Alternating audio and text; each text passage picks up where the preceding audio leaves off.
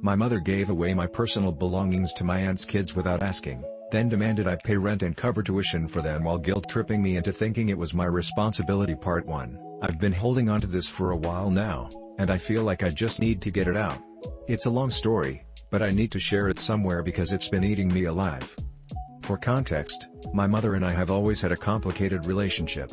She's always been the kind of person who prioritizes appearances and other people's needs over her own family's well-being.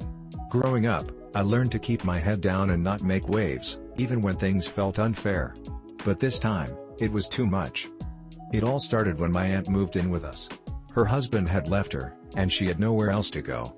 I felt bad for her at first. She was clearly struggling emotionally and financially.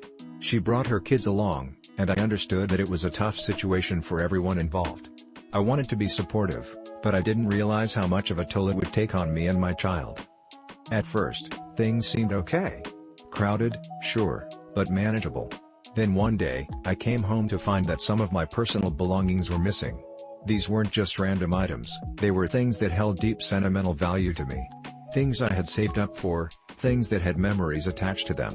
When I asked my mother about it, she casually told me she had given them to my aunt's kids because they needed them more. I was stunned. These items weren't hers to give away. I tried to explain how much they meant to me, but she brushed me off, saying I was being selfish and that family comes first. My aunt didn't even apologize, she just acted like it was no big deal.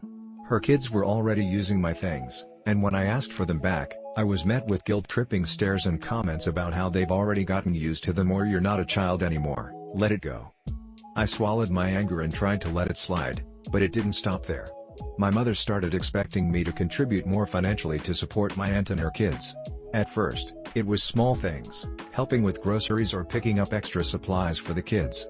But then she dropped the bombshell. She wanted me to start paying rent to help the household.